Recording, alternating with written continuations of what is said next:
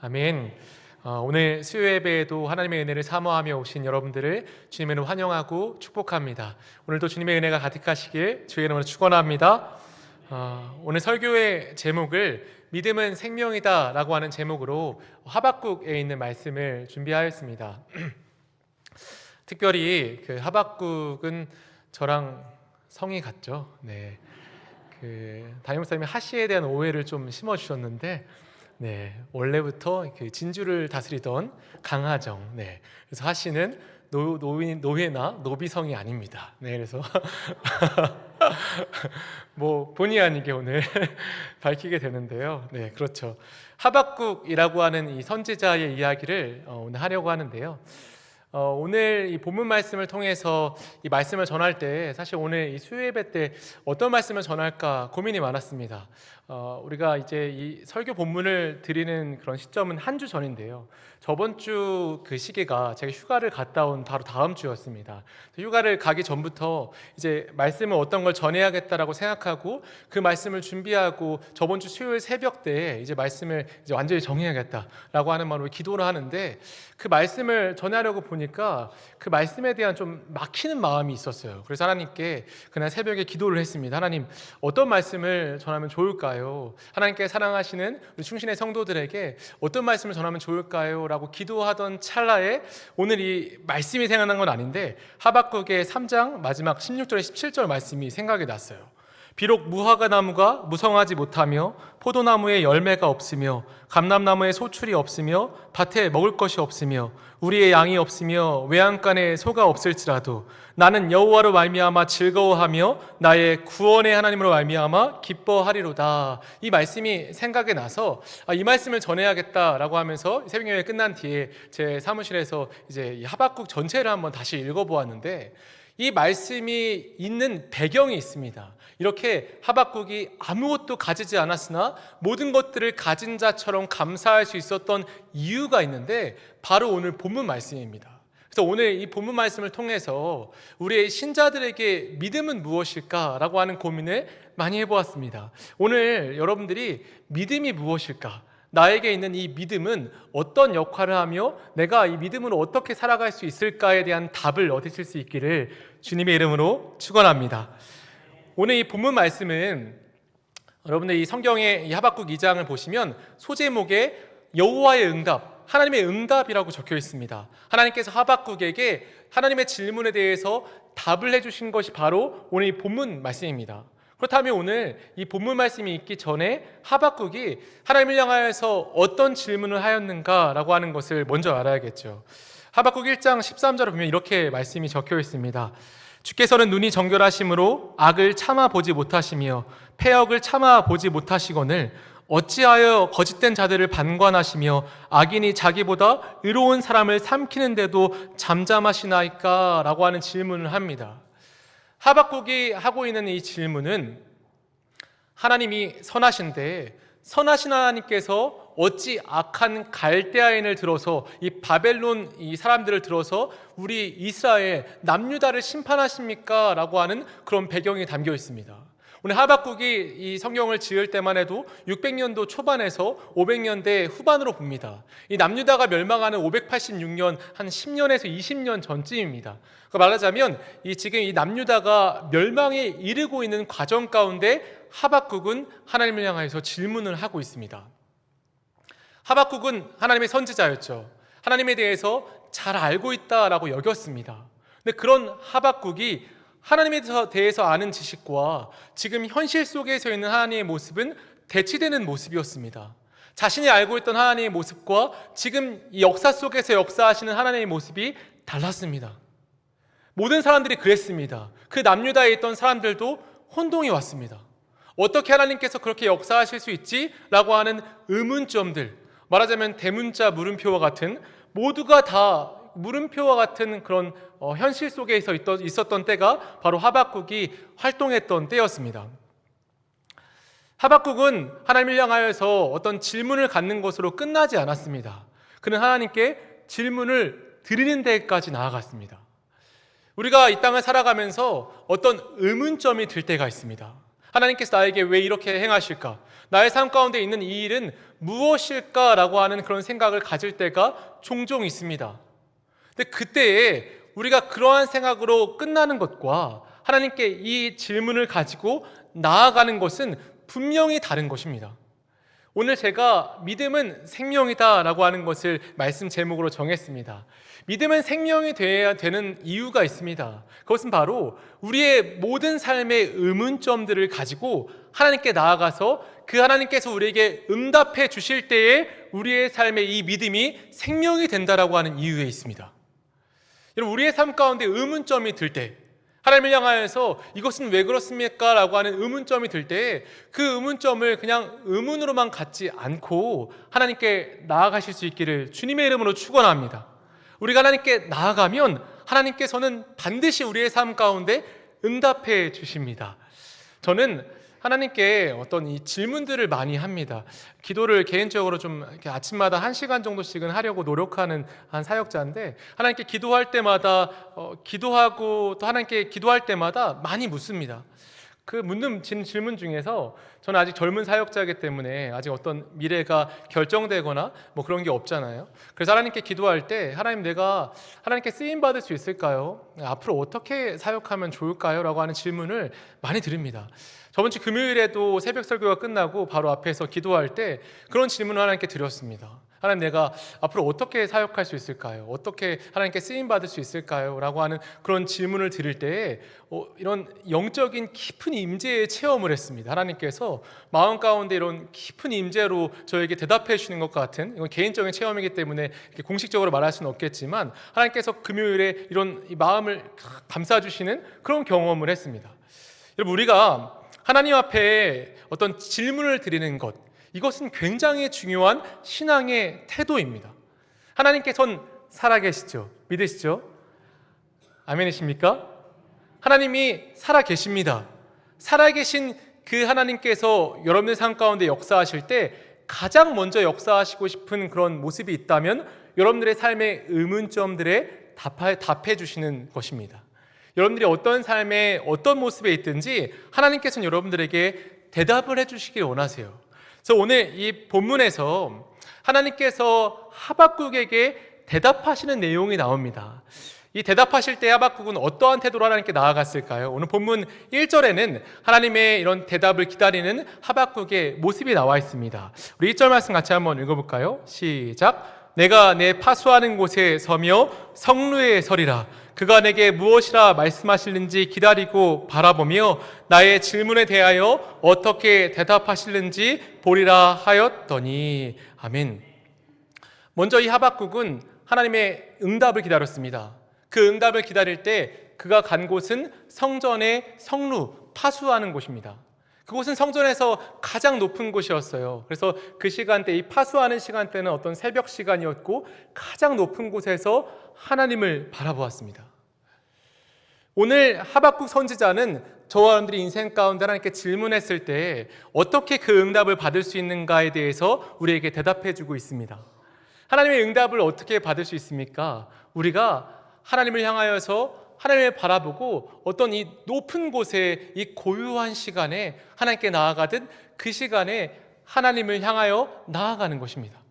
그래서 우리가 하나님의 응답을 가장 받기 쉬운 때, 그때가 언제죠? 새벽 시간이나 나 혼자 있는 시간, 하나님과 1대1의 관계 속에 고요한 그 시간입니다.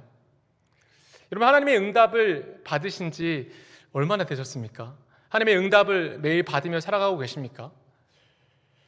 여러분 삶 가운데 하나님의 응답과 하나님의 어떤 지침과 하나님의 이 명확한 음성이 들리지 않는다면 너무나도 바쁘게 살아오기 때문에, 너무나도 내 주위가 시끄럽기 때문에 하나님의 응답이 들리지 않은 것일 수 있습니다. 바라기는 고요한 시간, 하나님과 함께하는 그 적막한 시간, 하나님께서만 말씀하시는 그런 시간을 가질 수 있기를 주의 이름으로 축원합니다. 그때 오늘 하박국이 하나님을 바라볼 때에 그의 기다림을 이렇게 말하죠. 1절 말씀에 보면 내가 성루에 서서 내게 무엇이라 말씀하시는지 기다리고 바라보며 라고 하는 부분이 나옵니다. 사실 여기서 기다리고 바라본다라고 하는 이 말은 원어적으로 본다면 이 기다린다라고 하는 이 성경의 이 원어가 바라본다라고 하는 의미를 갖고 있습니다. 하나님을 바라본다라고 하는 의미며, 바라본다라고 하는 이 말은 어떤 숙고하고 분별하다라고 하는 의미를 갖고 있습니다. 그러니까 하박국 선지자는 그날 아침에 이 파수하는 성루에 서서 하나님을 바라보며 하나님의 음성을 분별하기를 소망했습니다. 하나님께서 그에게 말씀하실 때 하나님이 말씀하시는 그 음성을 명확하게 듣고자 하는 그의 선지자의 태도가 있었습니다. 여러분, 하나님의 음성을 듣기 원하는 자, 그런 사람들은 하나님을 바라보며 하나님의 음성을 분별하는 자입니다. 하나님께서 여러분들에게 말씀하시길 원하실 때, 하나님께서 여러분 삶 가운데 응답해 주시길 원하실 때 하나님을 바라보시며 하나님의 그 음성을 분별하실 수 있기를 주님의 이름으로 축원합니다. 우리의 삶 가운데 하나님은 무수히 많은 말씀을 하시고 싶어 하세요. 다만 우리의 태도에 문제가 있습니다. 우리가 하나님께 질문을 하지 않거나, 만약 질문을 했다면 그 질문을 하고 난 뒤에 하나님을 바라보며 하나님의 음성을 분별하려고 하는 정확한 태도가 필요한데, 그렇지 않고 어떤 우리의 마음 가운데 조급한 마음이 있고 하나님의 음성이 즉각 응답되어야만 한다라고 하는 그런 조급한 마음 속에서 하나님의 응답을 분별하지 못하고 있는 가능성이 굉장히 높습니다. 우리의 삶 가운데 하나님께서는 우리의 작은 신음소리조차, 우리가 삶 가운데 어떤 작은 의문점들, 이건 왜 그렇지? 부터 시작해서 오늘 하박국이 실존적인 질문에까지, 하박국은 오늘 이 질문에 대한 답을 얻어야만 한 걸음 나아갈 수 있었습니다. 그의 삶 가운데 지금 이 질문은 그의 앞길을 딱 막는 질문과 같았습니다. 선지자로서 하나님의 뜻을 모든 백성에게 전파해야 하고 지금 이 순간 하나님의 계획들을 말해야 하는데, 지금 이 남유다가 멸망하고 있고 악인들이 들어 쓰임 받아서 선인들을 멸망시키는, 선인들을 심판하시는 이 순간은 선지자로서 이해할 수 없는 상황이었고 사람들에게 설명하기 어려운 순간이었어요. 말하자면 하박국의 실존적인 질문이었습니다. 하나님은 우리의 작은 질문들, 어디로 가야 합니까? 라고 하는 질문부터, 하나님, 내가 왜 살아가야 합니까? 나의 삶의 목적은 무엇입니까? 라고 하는 이 실존적인 질문들까지, 모든 질문에 우리에게 응답하시길 원하시는 분이 바로 하나님이십니다. 그래서 오늘 이 본문 1절에 보면 하박국이 이렇게 말하지 않습니까? 나의 질문에 대하여 어떻게 대답하실는지 보리라 하였더니, 하박국에게는 확신이 있었습니다. 하나님께서는 나의 질문에 반드시 응답하실 것이다. 하나님께 나의 질문을, 하나님은 결코 이 질문을 외면하지 않고 나에게 이 질문에 대한 정확한 답을 주실 것이다 라고 하는 확신이 있었습니다. 여러분들에게도 이 확신이 있을 수 있기를 주의 이름으로 축원합니다. 우리의 삶 가운데 있는 작은 문제에서부터 큰 문제까지 하나님이 응답하시기 원하시는 모든 이 응답과 모든 질문에 대해서 하나님께서는 분명히 확실하게 응답하십니다. 우리가 오늘 이 사실을 오늘 본문을 통해서 다시 한번 확인해 봅니다. 오늘 하나님께서 오늘 본문을 통해서 주시는 확실한 응답, 그 응답은 바로 하나님의 대답에 대해서 기록되어 있죠. 그 대답은 먼저 2절과 3절입니다. 우리 2절과 3절 말씀 같이 한번 읽어볼까요? 시작. 여호와께서 내게 대답하여 이르시되 너는 이 묵시를 기록하여 하면서 또 읽을 수 있게 하라. 이 묵시는 정한 때가 있나니 그 종말이 속히 이르겠고 결코 거짓되지 아니하리라. 비록 더딜지라도 기다리라. 지체되지 않고 반드시 응하리라. 아멘. 하나님께서 이제 그의 응답을 주십니다. 그 응답을 주실 때에 먼저 하나님께서 하박국에게 응답하신 것은 이 말씀을 듣는 자의 태도입니다. 또한 이 말씀이 언제 읽혀야 하는지에 대해서 말씀하십니다. 하나님의 이 말씀이 얼마나 중요한지를 먼저 말해주고 있어요. 2절에 보면 이 묵시를 기록하여 판에 명백히 새겨라. 그리고 달려가면서도 읽을 수 있게 하라 라고 말씀하십니다. 여러분, 하나님께서 말씀하실 때 이 말씀의 중요함을 아는 자들에게 하나님께서 말씀하십니다. 이 말씀이 영원한 말씀이며 절대 지워지지 않는 명백한 말씀이다라고 하는 것을 믿는 자들에게 하나님께서는 역사하십니다.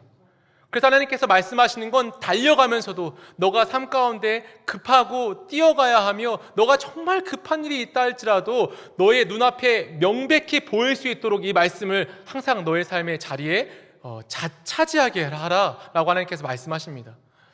우리의 삶 가운데 하나님의 말씀의 위치는 어떻습니까? 여러분들이 삶이 바빠서 하나님께 기도하지 못할 때가 있으십니까?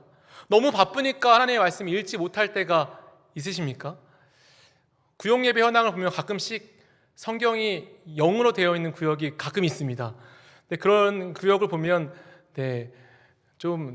그렇죠. 그래서 말씀을 한 주 동안 한 장도 읽지 않았다. 굉장히 사역자로서 마음이 이렇게 무너지는 그런 부분이 있습니다. 우리가 너무 바쁘면 말씀을 못 읽을 때도 있을 수 있습니다. 너무 바빠서 기도하지 못할 때도 있을 수 있죠. 그런데 그러한 우리의 모습을 한번 되돌아보아야 합니다. 내가 너무 바쁠 때 말씀을 읽지 못하고 기도하지 못한다? 사실 하나님의 입장에서 보면 굉장히 아이러니한 일입니다.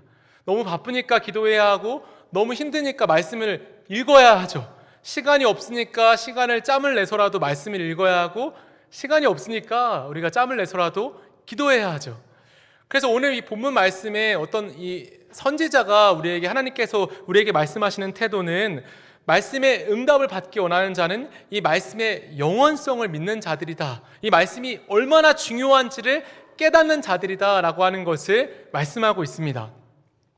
또한 이 말씀을 주기 전에 하나님께서 응답하신 것 중에 하나, 3절은 이 묵시는 정한 때가 있나니 그 종말이 속히 이르겠고 결코 거짓되지 아니하리라 라고 말씀하십니다. 사랑하는 충성형도 여러분, 종말이, 하나님께서 이 정한 때에 있는 이 종말이 이 땅에 지금도 속히 이르고 있습니다. 종말은 지금도 하나님의 이 때가 점점 가까움으로 종말은 더 가까워지고 있습니다. 제가 정말 확실한 예언을 하나 할까요? 강단에서 어제보다 오늘 예수님이 오시는 그 날이 더 가까워졌습니다. 제가 방금 이 이야기를 한 10초 전보다 지금 이 순간 예수님이 다시 오시는 시간이 더 가까워졌습니다. 확실하죠. 명확합니다. 하나님께서 말씀하시는 건 종말은 반드시 온다라고 하는 사실이에요. 여러분, 우리의 믿음이 생명이 되는 때가 옵니다. 정말 예수님께서 이 땅에 다시 재림하시는 때가 되면 진짜 믿음과 가짜 믿음은 분별하고 갈라지게 되어 있습니다. 여러분들의 믿음이 언제 정말 생명이 됩니까? 우리가 이 땅에서 믿음을 가지고 죽으면 우리의 믿음으로 천국에 갑니다. 또한 우리가 이 땅에서 예수 그리스도가 다시 이 땅에 오실 때에 우리의 믿음은 우리가 천국에 갈 수 있는 유일한 증표가 돼요. 여러분들에게 지금 죽어도 천국에 갈 수 있는 믿음이 있으십니까? 오늘 이 본문 말씀이 믿음이 생명이다라고 이렇게 적어놓은, 제가 오늘 본문 말씀 이렇게 제목으로 적은 이유는 우리의 믿음이 정말 참 생명되는 때가 다가오고 있다라고 하는 사실을 여러분들에게 전하고 싶습니다. 종말의 때가 오면 양의 무리와 염소의 무리가 나눠지며 정말 믿음을 가지고 있는 자들과 믿음을 가지고 흉내냈던 자들과 또한 믿음이 있는 자들과 믿음이 없는 자들이 갈라집니다. 우리가 저 믿음 가지고 있습니다라고 아무리 외쳐도 진짜 믿음을 가지고 이 땅을 살아가지 못하면 그때에는 우리의 참 믿음이 드러날 수 없습니다. 여러분들의 믿음은 지금 정말 믿음을 가지고 있습니까? 참 믿음입니까? 우리의 믿음으로 지금 죽는다 할지라도 천국에 가실 수 있습니까? 여러분들의 믿음은 생명이 되고 있습니까? 스스로에게 한번 질문해 보실 수 있길 바랍니다. 내 믿음은 나에게 생명인가? 그리고 이 생명의 믿음을 가지고 있는 자들에게 3절에 비록 더딜지라도 기다리라, 지체되지 않고 반드시 응하리라 라고 말씀하시고 있습니다. 하나님의 나라는 우리가 생각할 때 더디게 생각이 됩니다. 그런 생각이 있고 그런 말이 있죠. 각자마다 시간이 흘러가는 어떤 속도가 다르다라고 하잖아요. 10대와 20대, 70대, 80대. 하지만 모두에게 똑같이 흐르는 시간이 있습니다. 그것은 바로 예수님께서 다시 이 땅에 오시는 날의 시간입니다. 그 시간은 지금도 지체되지 않고 예수님이 다시 오실 날을 향하여서 날아가는 화살처럼 끊임없이 그 화살이 관역을 향하여 날아가고 있습니다. 예수님은 다시 이 땅에 오실 것이고 우리는 그 오시는 날이 지체될 것이라 생각하지만 결코 지체되지 않고 예수님은 다시 이 땅에 오십니다. 할렐루야. 그 예수님의 다시 오심을 기다릴 수 있기를 주님의 이름으로 축원합니다. 그러한 예수님이 다시 오시는 그 날을 기다릴 때 우리는 어떻게 살아가야 합니까?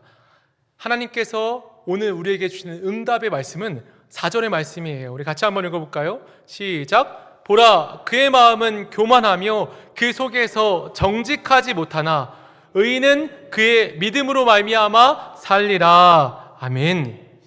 하나님께서 우리에게 말씀하시는 솔루션, 하나님께서 우리에게 말씀하시는 건 굉장히 명확합니다. 의인은 믿음으로 말미암아 살리라. 이 땅 가운데 다른 것으로 사는 것이 아니라 오직 믿음으로 산다라고 말합니다. 이 4절에 말씀하실 때 하나님께서는 두 대상을 비교하고 있습니다. 악인과 의인이에요. 악인은 그의 마음은 교만하며 그 속에서 정직하지 못한다라고 말하죠. 그래서 교만이라고 하는 단어 움펠라는 성경에서 딱 2번 사용됩니다. 그 한 번이 오늘이고 또 한 번은 민수기 14장 44절 높은 곳으로 올라간다라고 하는 의미를 갖고 있어요. 교만하다라고 하는 것이 무슨 의미죠? 그가 스스로 자신을 높은 곳에 위치시킨다라고 하는 의미입니다. 그래서 오늘 이 교만한 자들은 분명 바벨론 백성들을 말해요. 이 바벨론 백성들에 대해서 하나님께서 이 하박국 1장 6절에 하나님은 분명 갈대아 사람들을 일으켰다라고 말해요. 하나님은 그들을 일으키셔서 이 유다를 멸망시키는 도구로 그들을 일으켰는데 그들은 그것을 깨닫지 못하고 스스로 내가 일어섰구나, 내 위치가 높아졌구나, 내가 높은 자구나라고 하는 생각을 하면서 교만해졌다라고 하는 사실을 말합니다. 교만한 자들은 스스로 자신을 높이려고 합니다. 내 위치가 높이 있다라고 생각하죠. 그다음 그 반대되는 의인은 어떨까요? 그 믿음은 어떨까요? 그 믿음은 자기 스스로를 낮은 자로 여깁니다. 그리고 또한 이 믿는 자라고 하는 이 단어는 에무나라고 하는 단어인데 이 단어는 거짓이 없다라고 하는 의미를 많이 갖고 있어요.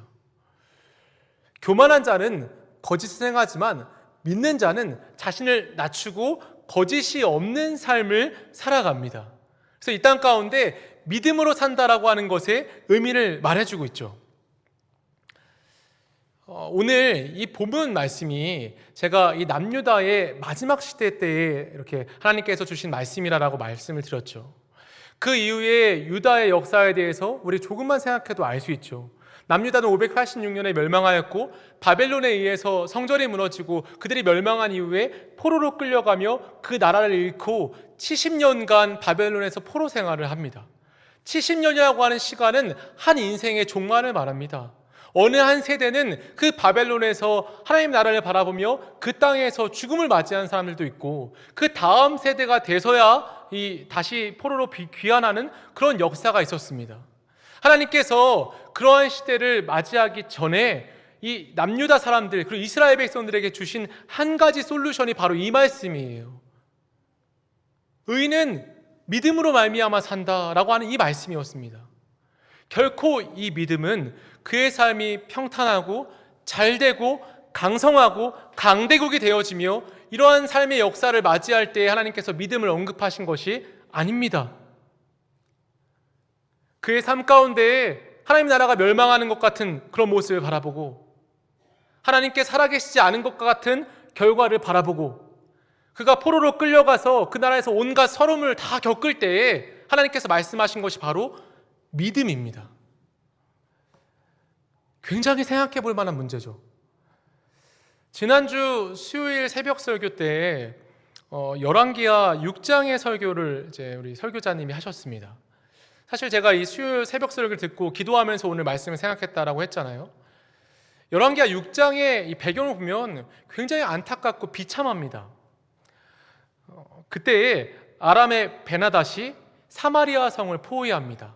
사마리아 성은 요새와 같아서 그 성은 난공불락과 같은 성입니다. 그런 난공불락과 같은 성은 강점이 있다면 단점도 있습니다. 점령하기 어렵기 때문에 그 성 주위를 포위하면 그 성으로 들어가는 모든 복음로를 막을 수 있습니다. 그래서 우리가 씨가 말린다라고 하는 표현을 하죠. 그래서 그 주위에 들어가는 수로나 어떤 이 교역상이나 이런 모든 이 교역로를 다 막아버리는 것입니다. 역사적으로 열왕기하 6장에 보면 그런 일이 있었고 아람은 사마리아를 완전히 다 점령해서 그 주위를 개미 한 마리도 들어가지 못하도록 포위했습니다. 그 결과 어떤 일이 벌어졌죠? 사마리아에 보면 낙타머리나 비둘기똥 먹지도 못하는 음식이 정말 물가가 폭등해서 그런 음식을 사게 되어지는 그러한 모습까지 이르렀어요. 먹을 것이 눈 씻고 찾아봐도 없는 것이에요. 집에 먹을 것을 아무리 찾아봐도 먹을 것이 없고 서로 먹을 것을 다 찾아봐도 먹을 것이 없습니다. 이제는 비둘기 똥을 사가지고 그 똥을 먹어야 되는 그런 비참한 현실까지 왔어요. 그러자 그 성에 있던 사람들 중에서 이런 일이 벌어졌습니다. 오늘은 내 아들을, 내 자식을 삶아 먹을 테니 내일은 너의 자식을 삶아 먹자. 그래서 한 부모가, 두 부모가 이렇게 협약을 맺고 한 부모의 자식을 삶아 먹었습니다. 그리고 다음 날이 되었어요. 그랬더니 이 부모가 자신의 자식을 내놓지 않는 거예요. 자기는 배부르게 어제 다 먹었으니까 자식의 자식을 숨겨놓고 내놓지 않는 거예요. 그리고 자신의 자식을 내놓지 않으니 왕에게 나아가는 본문이 열왕기 6장에 있습니다. 이 본문 말씀을 듣고 읽으면서 믿음에 대해서 다시 한번 생각해 봤습니다. 여러분, 우리에게 있는 믿음이 무엇일까요? 제가 그 아침에 고민하며 결론을 내린 것은 우리의 믿음은 정말 이 극한의 상황, 내가 배가 너무 고파서 정말 1분 1초라도 더 있으면 죽는다 할지라도 부모의 역할을 포기하지 않는 것이 믿음이다라고 하는 생각이 들었습니다. 정말 그렇지 않습니까? 우리에게 있는 믿음이 어떤 역할을 합니까? 우리에게는 이 믿음은 장황한 것 같고 막 믿음으로 산을 옮긴다고 하니까 믿음이 어떤 능력이 있는 것 같지만 우리의 진짜 믿음은 정말 어떤 한순간의 선택과 같습니다. 너무 배가 고프니까 내 자식을 잡아먹어야겠다라고 하는 반인륜적인 결정을 할 때에 그 부모에게 믿음의 역할이 있었다면, 그래, 하나님이 살아계시니까 한 번 더 희망을 가져보자, 한 번 더 참아보자, 내가 죽는다 할지라도 내 자식만은 건드리면 안 돼 라고 하는 생각을 하지 않았겠습니까? 우리에게 믿음의 어떤 위치와 역할은 신자로서의 행동을 결정하게 합니다. 내가 신자이기 때문에 이 행동은 하지 않는다. 내가 신자이기 때문에 이 행동을 한다. 내가 신자이기 때문에 거룩을 선택하고 내가 신자이기 때문에 죄를 거부한다. 내가 이 직분을 갖고 있기 때문에 이 땅 가운데서 행해야 할 일들을 행하고 내가 이 직분을 갖고 있기 때문에 내가 이 땅 가운데 행하지 않을 일들을 하는 것들. 결국 믿음은 주께서 다시 오시는 날 드러나지만 매 순간 드러납니다. 우리의 삶에 있는 이 믿음은 우리의 삶의 모든 선택, 우리가 이 땅을 살아가는 그리스도인으로의 어떤 모든 선택에 우리에게 영향을 줍니다.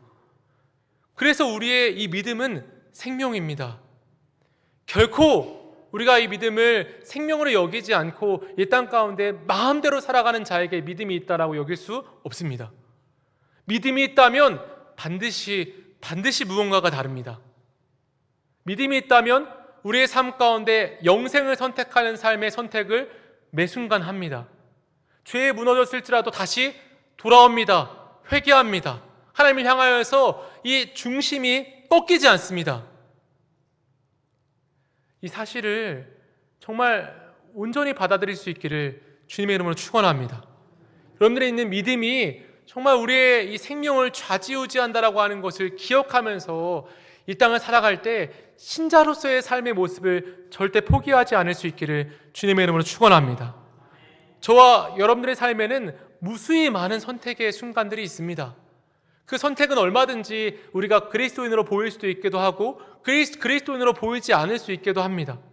작은 감정으로부터 시작해서 큰 어떤 행동으로까지, 어떤 결정과 결단으로까지 우리의 모든 삶의 저변은 우리의 믿음이라고 하는 하나의 어떤 삶의 시스템을 통하여 모든 것들이 결정되어집니다.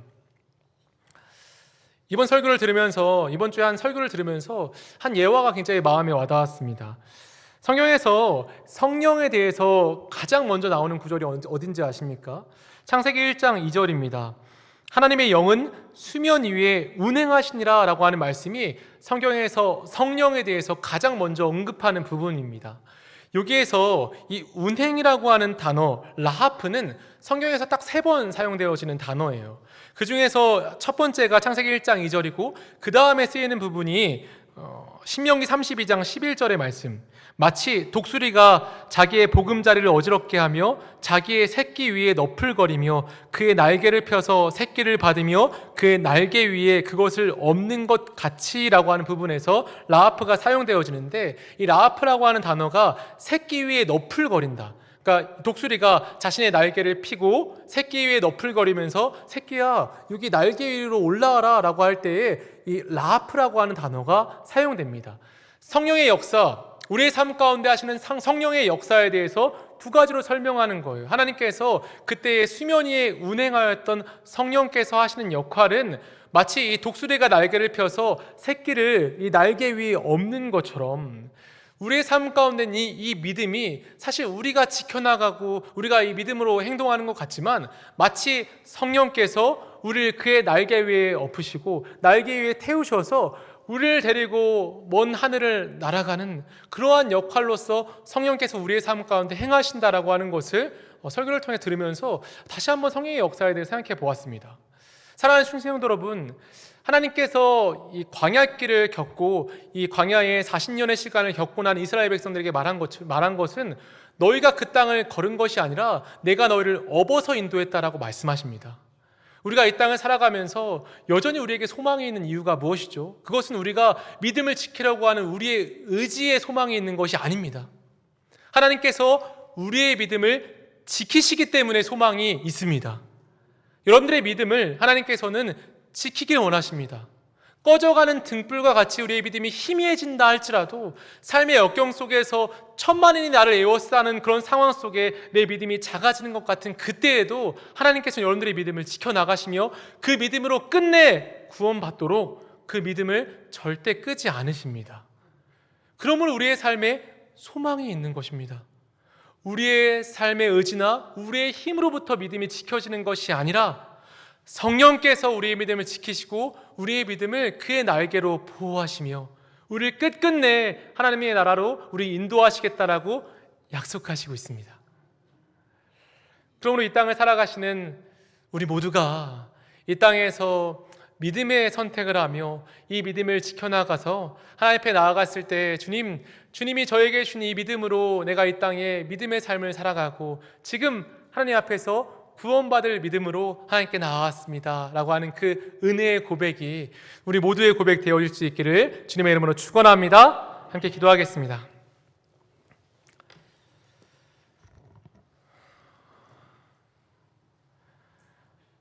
살아계신 아버지 하나님, 우리의 믿음에 대해서 다시 한번 생각해 보았습니다. 우리의 삶의 믿음이 어느 자리에 위치해 있겠습니까? 지금 우리가 신자로서 이 땅을 살아갈 때 마땅히 행해야 하는 일들을 할 때 우리가 믿음으로 행동할 수 있도록 우리의 믿음을 더하여 주시옵소서. 우리는 참 믿음이 연약한 자들입니다. 바람이 불 때에 갈대가 흔들리는 것처럼 우리의 믿음이 흔들릴 때가 얼마나 많은지요. 등불이 꺼져가는 것처럼 심지어 또 꺼진 것처럼 우리의 믿음이 약해질 때가 참 많이 있습니다. 주님, 그러나 등불이 꺼진 것 같다가도 다시 그 불길이 일어나는 것처럼 주여 우리에게 믿음으로 선택해야 하는 모든 순간에 우리에게 믿음을 더하여 주시옵소서.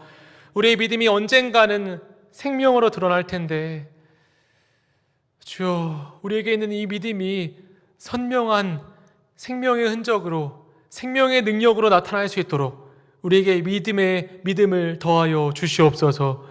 우리가 이 땅을 살아갈 때 오직 주를 믿는 믿음 안에서 발견되어지며 주님의 은혜를 향하여서 주님의 인도하심을 향하여 살아가는 모든 복된 인생 되어질 수 있도록 주님 역사하여 주시옵소서. 모든 것 주님께 맡기오며 살아계신 예수 그리스도의 이름으로 감사하며 기도드립니다. 아멘.